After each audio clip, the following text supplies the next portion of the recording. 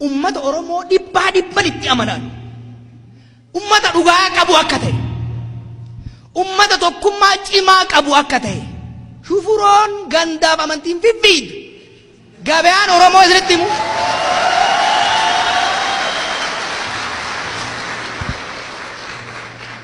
itti hima warra of wallaalee kanatti gabaan Oromoo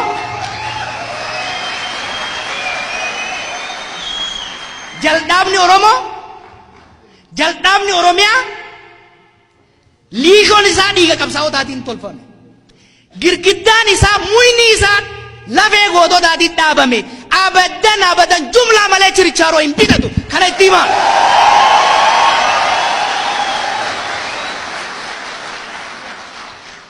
nuni dhan jechuufi miti waajjira keenya cufan jechuufi miti nun ajjeesan jechuufi miti moojii warra amata dhibba nugusa ta'uu barbaaduu malee nuti du'uufis hidhamuufis dhabamsiifamuufis qophii qabsaa'ota nuti qabsaan Oromoo bolola aangoo hin qabu bolola bilisummaa malee bilisummaa ummata isaa malee dhugaa ummata isaa malee tarsiimoo qabna tokko yoo hidhan kumaatama itti hiriirsina tokko yoo ajjeesan kasan daranii jala itti ol baafna abadan waan takka beekuu qaban ji'a as deemu filannoo as deemu kanarratti jaalatanii jibbanii wixxifatanii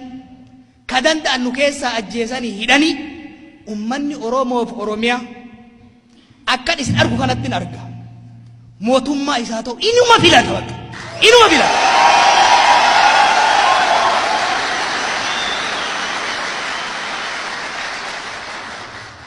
kanammoo dhaatuun hin goonu beeytu wal beeyna bar wal beeyna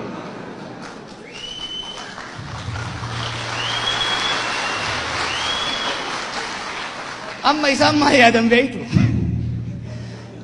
miseensa miliyoona 7 qabnaa jedhan 70 kenna caalaa onneef dhugaa qaba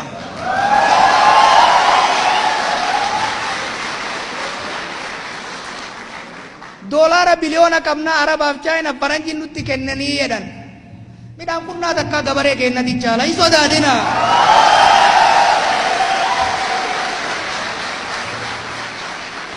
waggaa lamaan biyya kana galle kana jala deddeemnee waggaa siree jalatti qabnu ciraan siree birallee jaaraa turre beeki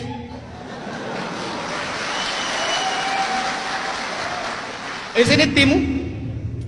biyya tana qabaleerraa haga federaalatti qabsaa'ota Oromoo jaarree jirra hin sodaatina hin shakkina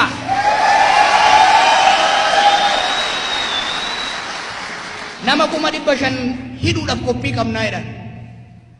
yoo manni hidhaa ga'eef ol siisaa jennaan miliyoona 15tti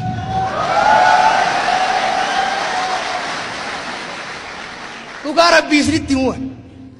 miliyoona 50 kana yoo hidhan abadan Oromoon inni wabilisoomti mootummaa